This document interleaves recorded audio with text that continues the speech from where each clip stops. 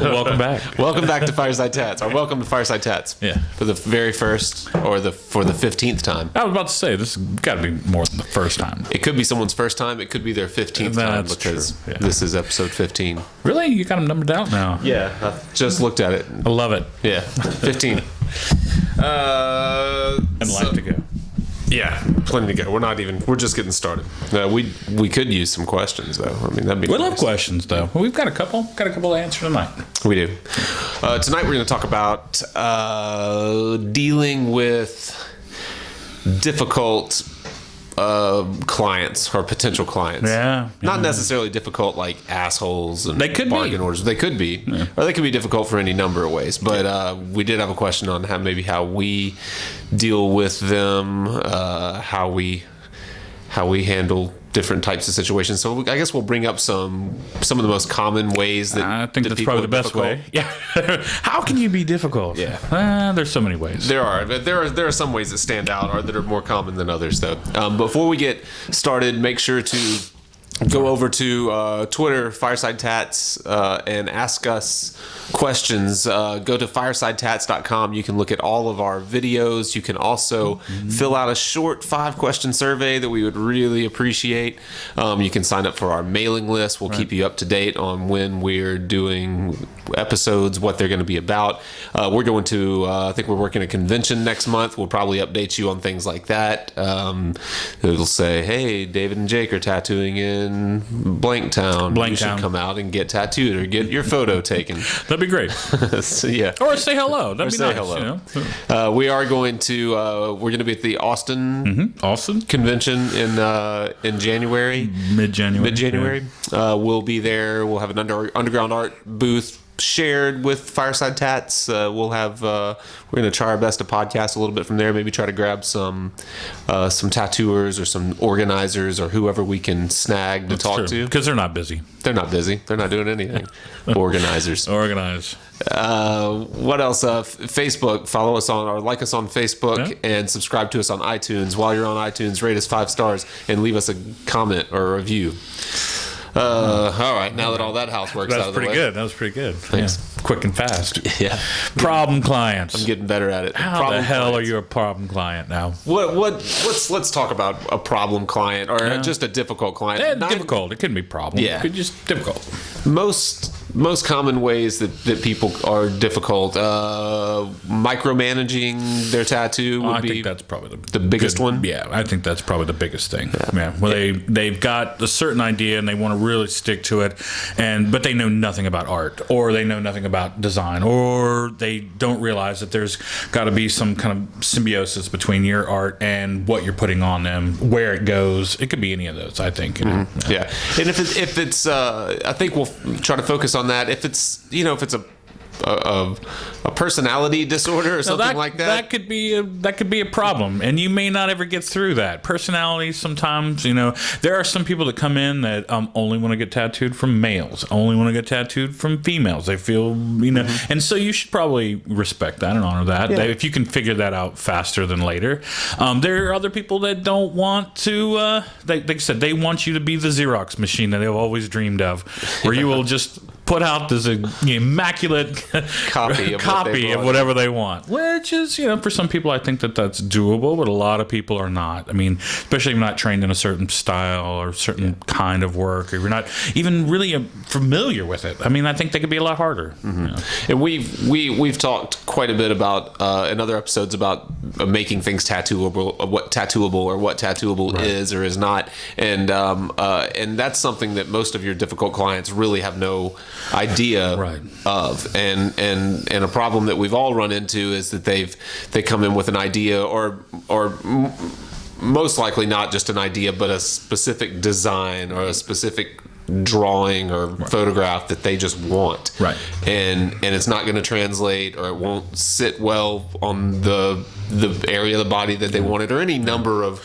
You may not be capable of doing it right now, which is one of those things too that you have to kind of accept. It's like, well, if you're not familiar with that style, you're not familiar with how you put it in, you're not familiar with what you're going to probably do, or have a really good idea of how you're going to start this tattoo, you may opt up to pass it on to the next person. sometimes that may be part of it, Yeah, pass it on. One thing that I think is that I've had the most success with, because I mean, it's easy. The obvious answer is to try to reason with the person Right. and explain why you can or can't do something. Beyond that, offering alternatives. That's always the best thing. Try to offer what you can do.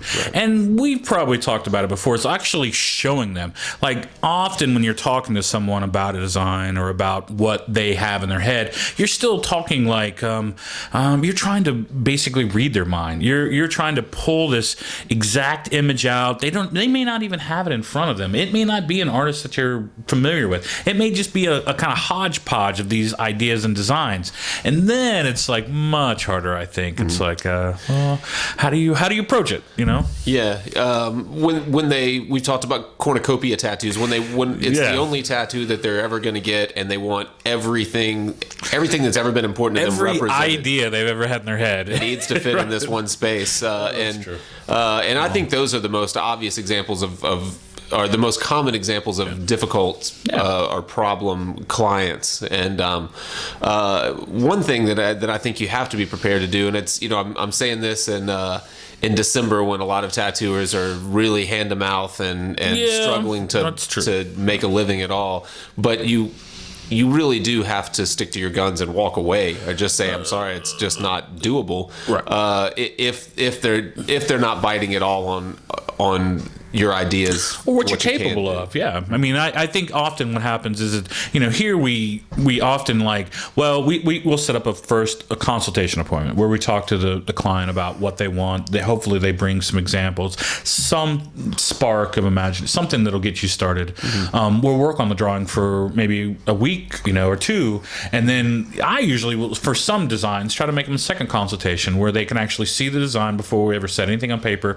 That way, if it's especially something that they're going to invest, what we think of now is like probably a couple $100 or at least a couple $1,000. You may want to have that time to actually talk to them, but often it's like if they come back and they're seeing your drawing on paper and they're like, well, this isn't what I really was thinking, that's when you get to that crux. It's like, okay, well, how much can I change? What do I need to change from my own drawing to get to the point where you're happy, I'm happy, we're happy?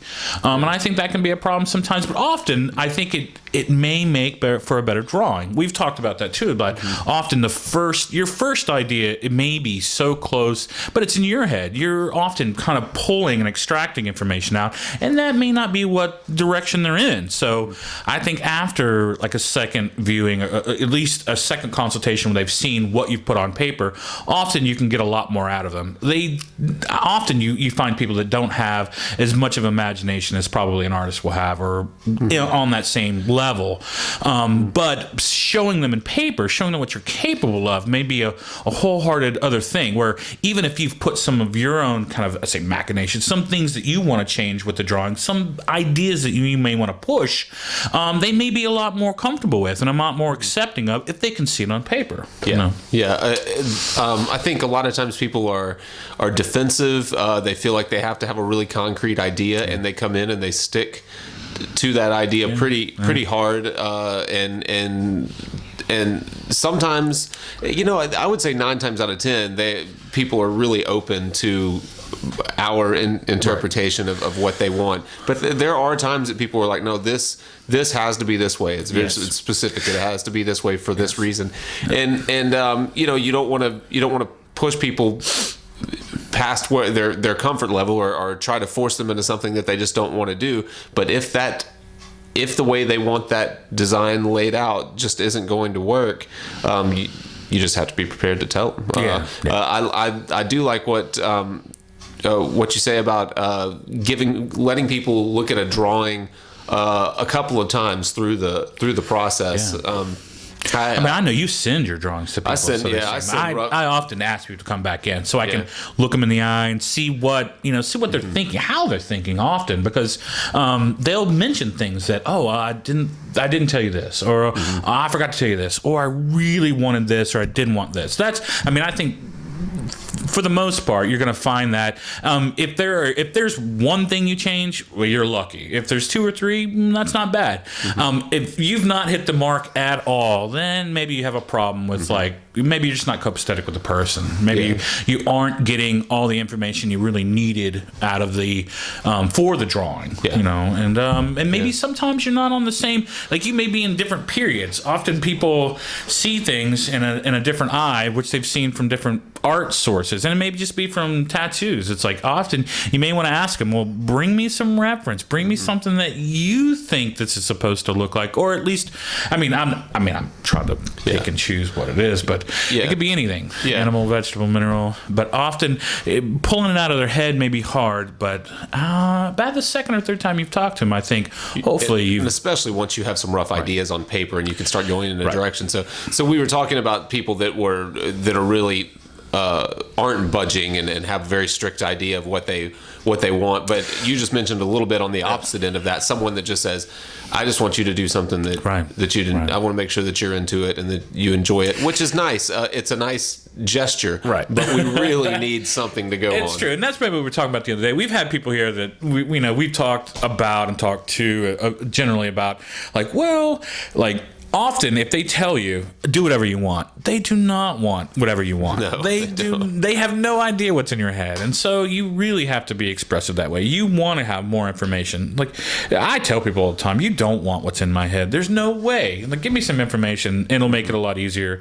We'll come to at least some apex, some cross that we can get to, where hopefully your ideas and my ideas mesh. Yeah. And it will have your mark on it at the end, regardless. So you have to do it. So in the end, hopefully, unless it's like some crazy, I want you to reproduce like a Doré drawing or something like that, where it's completely out of your element. Or if you're into some of that, I say be familiar with the art if they're bringing it to you, and if you're not, tell them why. Tell them exactly why you don't think it'll either work for the design or it'll work for. And I think we've talked about it before. A lot of times, what happens is that you may find something that you can really do. You may not have a problem with the actual person or the tattoo you're doing. It may be the size. It may just be like, I want it a third of the size it should be. And then you probably have to stand up for yourself a little more, where you're like, are you going to put that tattoo on that's going to turn to shit in 3 to 5 years? Are you going to do something that you're really not going to love in a couple of years that people will want to show her? And then again, you don't want to attach your name to that. You want to kind of walk away, or again, tell them the things you can do. Always tell them the things that you can do, and you'll find that most of the time the people that you think are difficult are probably just be a little defensive, a little nervous, and once you start to explain what you can do, why you can't do what they're looking for, you should find that they open up a little bit. Now, that doesn't mean there aren't just complete assholes out there that will. And there are. You're never going to fight you tooth and nail. Yeah. And then maybe you're just talking to the wrong person. You don't.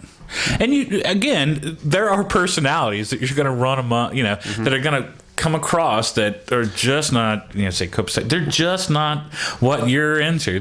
They are not what you're into, and they do not probably. We've had people that we've worked on that may like the work we do, that don't have anything in common. We have no conversation. But if you do the good work, if you do the work that they really want, hopefully, they will become return customers, whether you like them or not, or whether they like you or not. Yeah. That's often that personality is a weird thing. You really have to disregard that a lot of times. You have friends that you work on, you'll have friends of friends that you work on, but often the average person that comes in the door doesn't give a shit about you. I'm trying to be. They're not going to be your friend. They're not. They just want good work, and they probably heard from somebody else that you do good work. Hopefully, and you hope that you make this clientele, this family of clients that you really love and you really love working on, and they're really into your work, but they may not be. You know, they may just want you to do something on them anyway. It may be something completely different that you have no idea about. Along those lines, I was trying to think back of how I've dealt with difficult tenants, and someone just stuck out tenants. Yeah. I knew I was going to say that. I love it. Difficult clients, though. Clients. Man, I knew I was going to say tenants. Right. I've almost said it a dozen times already. Difficult clients for tattoos, not houses. I was thinking back, and there's one in particular that I remember coming in and being pretty personable, having a pretty straightforward idea. I think it was a Celtic cross or Celtic, some kind of Celtic knotwork, and it was straightforward enough.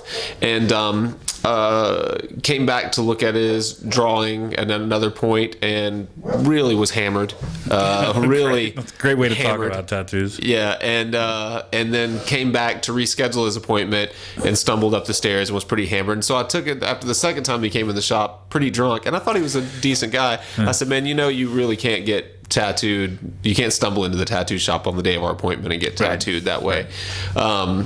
But he did. He stumbled in that day, and I turned him away. I told him we would reschedule. I was still really friendly. I told him we would reschedule for another time when he was sober, and then the following time when he showed up, he seemed pretty sober. Yeah. But had a drink in his hand. Had a water in his hand. Yeah. And so you'll the point being, you'll run across people that you're just going to butt heads. Right. They try to push limits, push everything around them, and try to control the situation, which is understandable to a certain degree.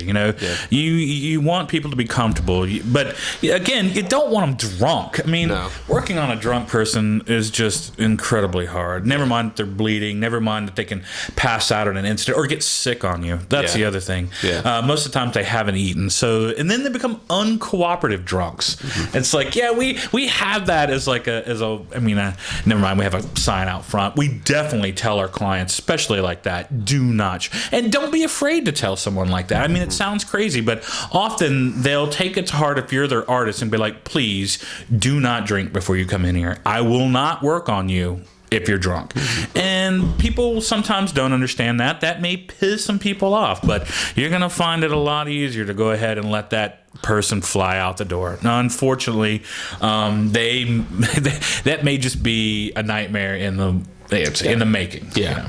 And I probably should have known after the second time he came in and had been drinking both times. Well, of course, I did know enough to actually bring it up to him. But you'll run across those people, and it may not be that they're drunk. It may be that they've got little person disorder. They're angry. They're mean-hearted. They're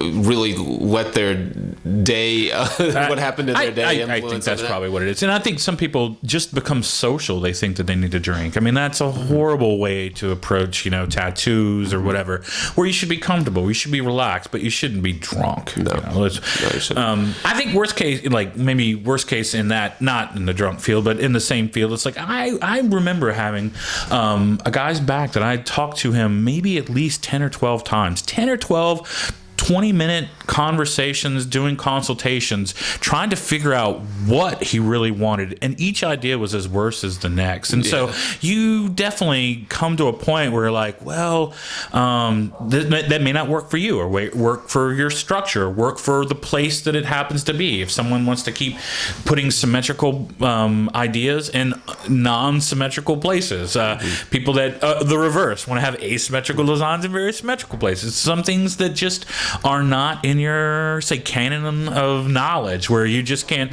you're not effectively tattooing someone the way you normally would. It could be any of those, I think, that you may feel a little uncomfortable with. And for the average person, I think for some tattooists, you think that as a challenge. You're like, oh, well, I'm going to do this. I'm going to get in there and I'm going to buck the odds or whatever. Yeah. No, normally you're going to get a drunk that just bleeds a lot, that may throw up on you. And so if you have to change your clothes more than once, which I don't know who out there is listening, of course, but if you haven't been thrown up on at least once, you don't really know what we're talking about. It's like, I think to that point, you know what I mean? And it may not be from alcohol. It's just from sometimes people get a little sick to their stomach. Things like that happen. And so, look, you want a drunk to work on for about 3 or 4 hours, you're going to change your mind real quick. You will. I'm going to take a little bit different angle on it. I love it. Sometimes I've noticed that I've done this before, and what you'll perceive as a difficult client, when they aren't happy, you send a drawing over, they don't really like the direction that it's going, so you change it and they don't like it, and then they want to change something again, but that maybe something that wasn't even in your notes at all to begin with. Right. And I've noticed that I solve that problem whenever I'm really patient and thorough in our initial consultation.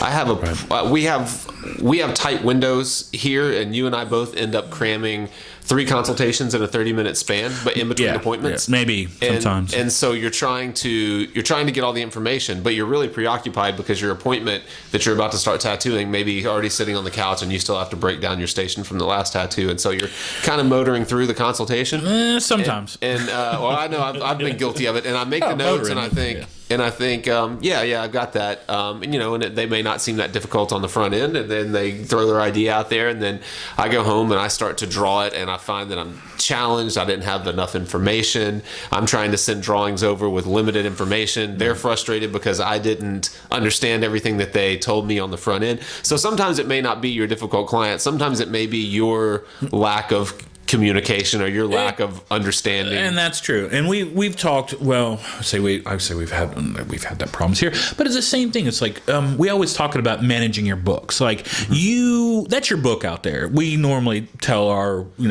artists and stuff like that. It's like, and if you're wondering who somebody is in your book and you haven't written down enough information to even remind you remotely of who that person is, you may want to go ahead and call them.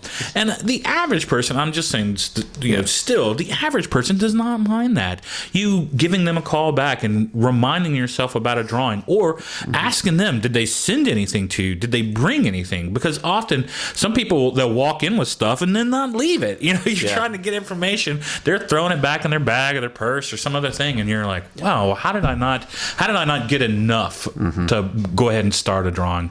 But I think in the end, like I said, if you're taking your time, you make good measurements for especially if you're working on a person, if obviously they haven't come with enough information to begin with, you should reschedule them. You should say, come back. We should talk again. I'll make measurements now. I'll doodle. I'll make a quick version of some of the things that we've talked about.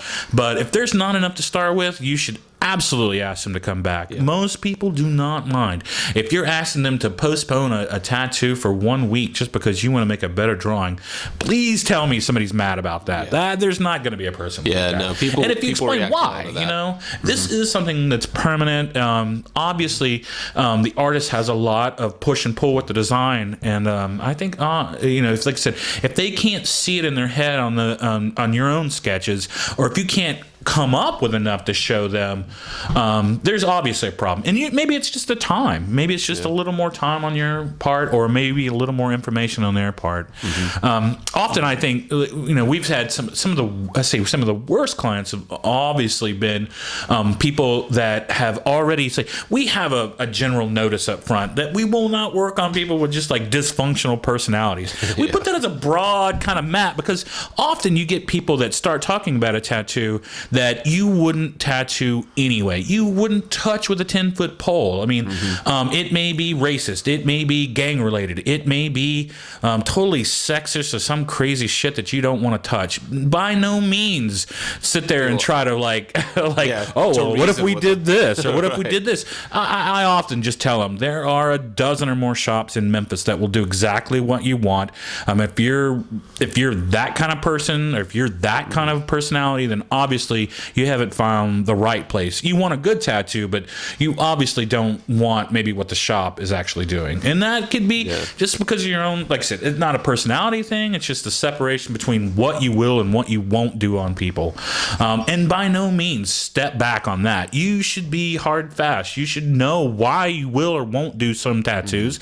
And also, like you said, we say recommend, if you aren't doing something that you want to do, recommend what you will do. And if you won't, tell them the person that will do it for them. I mean, I have to admit, I mean, it's not a slight against you if you won't do the tattoo they want you to do. By no means are you I say money's not the end all be all. Hopefully your reputation and your name on a tattoo is a little bit more than how much you get paid for it. Hopefully.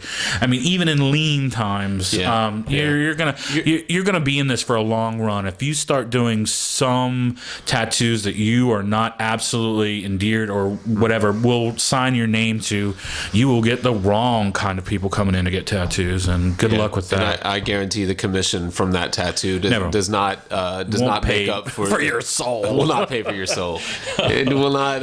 It won't make up for the bad karma. Yeah. And we're not talking about religion or yeah. anything like that. I'm not really not, but I think that in the end, you know what you should and probably shouldn't be doing, and especially if the client is so young and so if they're obviously being reactionary and you're going to go along with it. I mean, some people will ride that all day and be like, well, that's bread and butter to me too. Well, on the end though, you have to you have to put your name on that, and and the more people that show up with those kind of tattoos, guarantee you in that world, in your society, in that little community that you're in, everyone will know who the hell you are. Man. Yeah, it will have a negative effect on your reputation, and like you're saying. This is a career for most people. They're not tattooing until they finish school or until they do this. Like tattooing is a career for most people that do it. And think of something like that. Like, I mean, if you start tattooing bum fights on people's foreheads, man, get out of tattooing. Just for real, please. Well, because you'll never Golden Palace you'll or never any of get those. past that. I mean, you really won't. You won't get out of these joke tattoos of these things that people are going to you for absolutely this inane and entertainment or something like that. It's hopefully you don't. I mean, every once in a while, tattoos are funny. Tattoos are fun. You can get into them. You can have a lot of love for what you do, but often you have to remember that this is on a client. This isn't on you. This is something that they are paying for, then they have to live with for the rest of your life. So if you go shading in little penises, or you go shading in your name, or you go doing other crazy shit that you shouldn't, well, I guarantee you people will know, and it won't take long. It just won't. It will come back and bite you.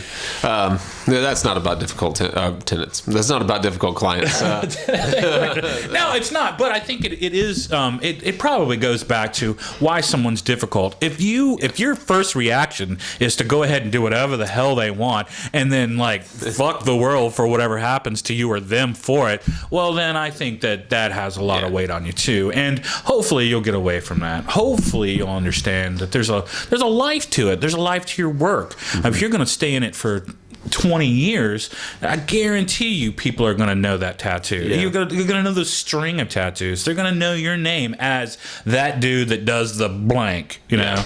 And hopefully that doesn't have anything to do with the clients, but that is acquiescing to them, like asking you to do stupid shit, you know. And there is a time and a place for fun tattoos and crazy tattoos, but often it's like if you have a problem with it, you should probably tell them why. And like I said, and if they don't care and you're still up with it, well, do it. But often, like I've said, if you don't want to attach your name to anything like it, kick it on down the road. There are plenty of people that'll do it, never have your name attached to it. Yep.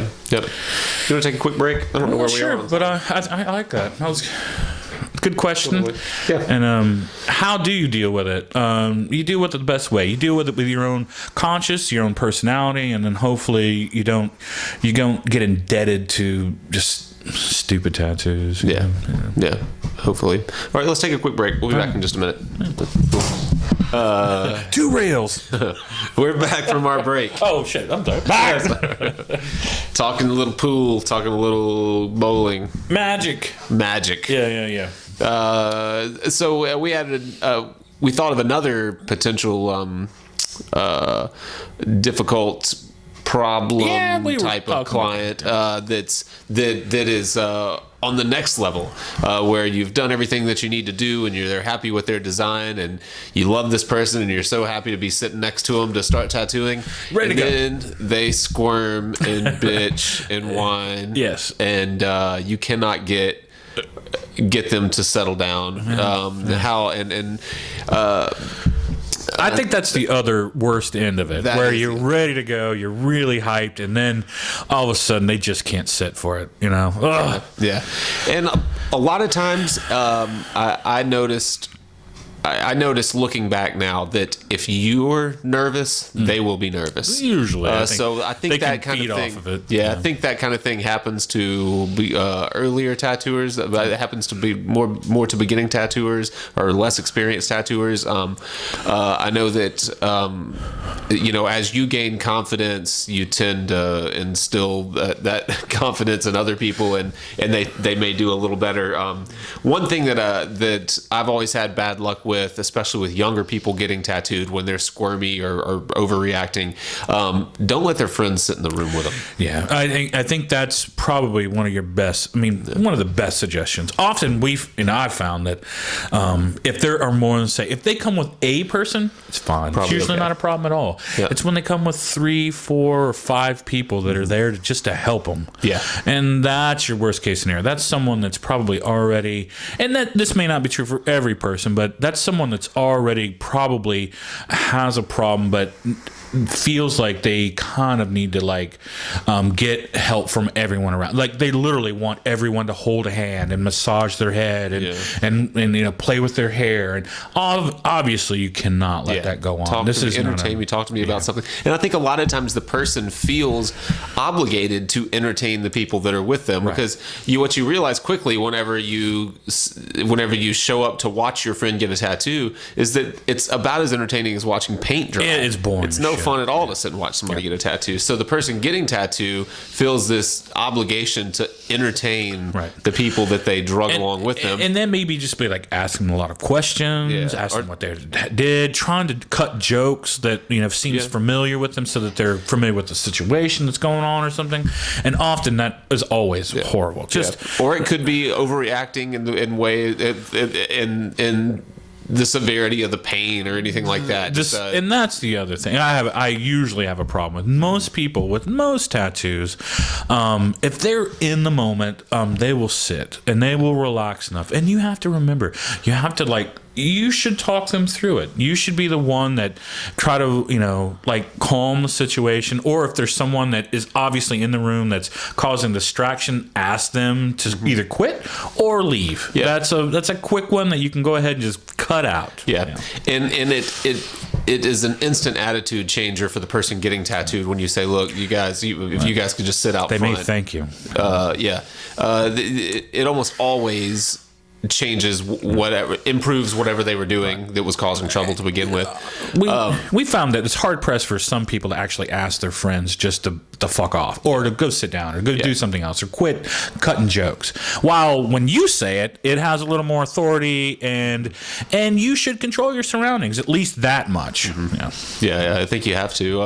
Otherwise, you're doing a disservice to yourself and to them, because you're not going to get the tattoo in as quickly, as cleanly, as efficiently as you would otherwise, and they'll end up paying more for a tattoo that probably won't be as good. And or they may put off coming for that second or third session, which it's probably even worse. Where they're actually dreading coming back, and that I think you could fix a lot of that by controlling surroundings. 2, maybe reminding yourself of where you should start and stop. There are places that normally you would start on a person that may be more sensitive, and if there's any way you can move it around where that's not the first thing you do, it might make a big difference for the person, where you're starting in a ubiquitous kind of place where it's small lines, nothing complicated, something that will get them relaxed to the procedure that you're doing and not be so tense that they're worried about what's going to happen for the next 2 or 3 hours. I think most of the time, if you're conscious of how they're acting on the front end while you're setting up. I always ask if it's someone I don't know, was this your first tattoo? And if so, I'll kind of explain everything that I'm doing. I'll explain the process as I'm going through, try to make them feel a little more comfortable rather than just setting up in dead silence and the fear. Yeah, just I think that's the best thing is even if you're talking about what you're doing, it will probably allay their fears. It will probably even control your voice. don't yell at them. Don't become so controlling that you think that you're domineering. Often you have to remember that this is someone you probably don't know, and you're going to probably have a lot of time to deal with them. So maybe not deal with them, but experience this, and so you got to remind yourself that this is not you. This is not your friend. If it is your friend, well, hopefully you do remind them. Yeah, you can talk to them a little differently. Right. But the average person, remind them that this is something that is unusual. This is something that their body is not used to. You will have a racing heart. You will have actually reminding them to control their breathing. Yeah, so they can get into a rhythm. Yeah. A lot of people try to hold their breath while you're actually working and then breathe while you're not. Horrible idea. Yeah. Remind them of what you really need and hopefully check on them every 10, 15 minutes. Yeah. Ask them how they're doing. Remind them that they're doing well. If they're doing well. Yeah. If they're not, ask them for small things like, oh, hey, do you think you could breathe a little more regularly? Do you think you could just breathe? Do you think you can not talk with your hands? Right. Some people just don't know that, obviously, when they move another body part, it really moves through their entire body. That's one of the first things I actually tell people. It's like, if you're a talker, we can talk all day. If you're a hand talker, we can't talk at all. That's just you're going to have to wait. Usually until the shading or color. Yeah. Usually it's just that line work that you need to get through. In general, the line work is usually the sharpest part, probably the hardest part for a lot of people, especially because you're really mapping out all the areas that you're going to be working in. Remind yourself that this could be unusual for them and probably a new experience, and don't become frustrated with it. Just relax yourself to the moment. I mean, it sounds crazy, but the more tense you get, the more tense they will get. It will absolutely happen. It'll backfire on you if you get too tense or get too demanding. But communicate with people, and sometimes if you just can't get them to be still, if you're really having a hard time, especially as a beginning tattooer, getting lines in, sometimes you might just step back and think about how you have them positioned, and is there a more effective way to position them where you can pin them to a point where you have control over whether or not they move. And if it's with us, we're working on an outer arm and we may grab the inside of the arm and literally just hold it tight. And pin your arm to something else that while you're working, so it doesn't move a lot. Yeah. And that actually will remind them, I'm not supposed to move. And if they can't take it as a visual or an auditory reminder, absolutely do it as an flex that you need it. A physical reminder is sometimes a good reminder. Yeah. And we're not talking about slapping your clients around. No, just putting them just pinning them against a point or whatever you have to do. I mean, it depends on where you're working, but a lot of times when you can't control, or when they're not controlling their body very well, you find that you have to, and the way to do that most of the time is to change the way that they're positioned or how you're approaching that area of their body.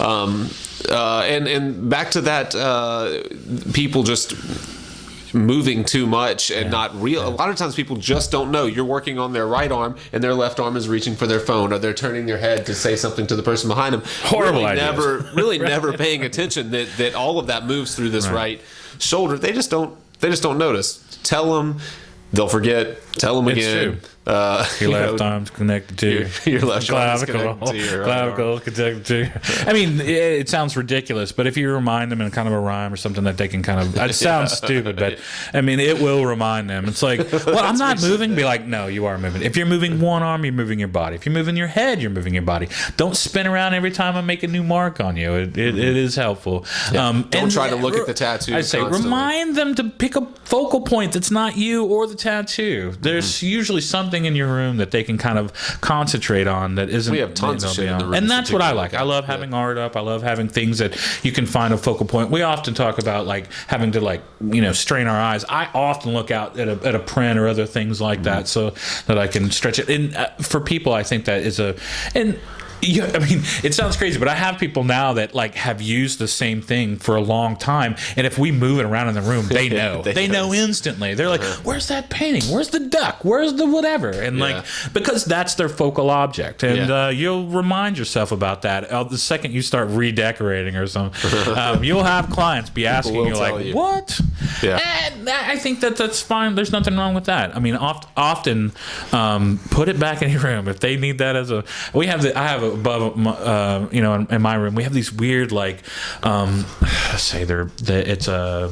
people like call it counting the ice cubes now. It sounds ridiculous, but they're literally trying to count every cube that's in this light. And it's like, hey, if that's what you got to do, like, you got a grid, you want to count every grid, man, that is fine. But I think that you have to remind people to, like, start thinking and start looking and start projecting that out from their pain, out from the tattoo itself, unless they're just really into it and can't sit still. Often, like you said, if you can't pin them, if you can't physically, like, get through the tattoo, if you can't say auditory, like, tell them how, like I said, if you can't soothe them enough that way, it may be a time where, like I said, you get through the lining and then you just cut it for the day. You're like, you remind yourself, like, don't try to torture someone, don't try to push more than you can get into a tattoo.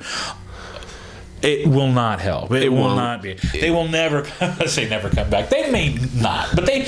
A lot of people, if they get pushed to a certain point, will just not come back after a long time. They think it's too painful, whatever. Obviously, the most people. I even say, like, within 2-3 weeks, you're gonna forget what it felt like, unless you absolutely wreck someone. And unless you just had a miserable experience, you do tend to forget what the tattoo itself felt like. But you'll remember the overall experience probably. And if it's pleasant outside of that, then you'll be excited about getting the tattoo finished or getting the next tattoo. And you may feel kind of stupid breaking a butterfly up into 2 sittings, but if you gotta do it, you gotta do it. You gotta do it. And that's what I think. Don't push the client past more than they could stand. We've definitely we were talking about I was talking about it a little bit earlier, where worst case scenario, one of our apprentices, I think she was probably on her like 7th, 8th, maybe inside of her first 10 tattoos, and cannot get even just the line work on this girl. She's working around her ankle. It's above her ankle, but she is sweating. She is crying. She is having real problems. And I don't know if that's just a personal thing, if that's she's just cannot sit at all for something like that. Or there are people that are very sensitive in one way or another. I'm not saying that most people, I think the average tattooist, can probably understand, you've probably got to, you don't want to push the person a lot well past their breaking point, because they will not come back. It's not comfortable for them, and they won't thank you for it later. There's very few people that have come back, oh, that hurts so bad, but I'm so glad I went through it. It's just not that many people. No, it's not. And that's another example of it. I think that happens more to beginning tattooers than to more experienced tattooers, because on some level, that you're talking about an apprentice that's done less than 10 tattoos. They can't get a line in. That's probably every bit as scared as the person getting tattooed, and that projects. It does, right? So, and that's exactly what you said. That could be a worst case scenario for probably about anybody. But if you don't even know why, that I think that's where you start having a problem. So we just to start assuming that everyone can sit for a tattoo. Well, they can't. People have had something go on that day or that week, and it may be something biological. Maybe they're just in pain already from something else. Maybe they're not in the right state of mind. Remind people that they really say, you want to make this a pleasurable experience. You want to make this something that they will want to come back for or get work from other people in their future. And often by doing things or cutting past their point of prime, you're gonna have problems later. You will not get these people coming back. They will float from shop to shop trying to find someone that isn't as say like hard edge or hardcore, or will go someone that will actually treat them with a little bit of I'd say respect or dignity or something, but maybe just treat them with gloves on. You just have to remember, sometimes people are not the problem. You may be the problem, and sometimes people are the problem, and you got to send them on their way. Yeah, and hopefully we've offered a few.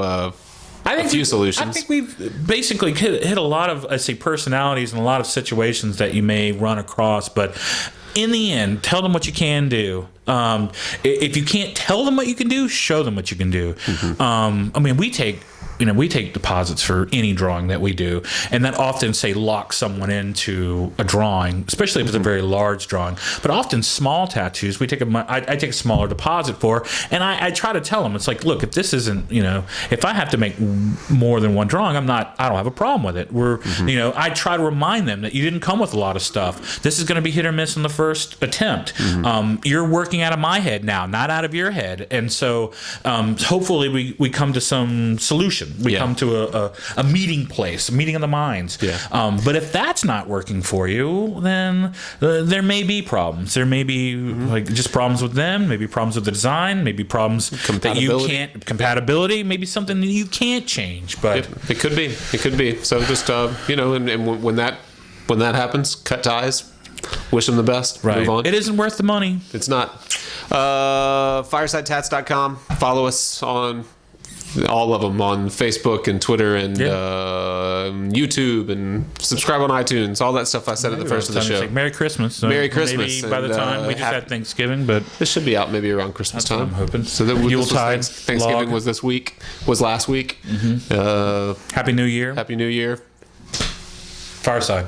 Yeah, and Valentine's. Underground art. Making And then Mama Proud. hopefully, like I said, we're at the beginning of middle of next month. Middle of next month, we will be. Will be at a convention in Austin, Texas. If you're in the Austin area and want to get tattooed, come see us. Come see us. Yeah, because we will tattoo you. We sure will. Have a good night. Thank you. Thanks,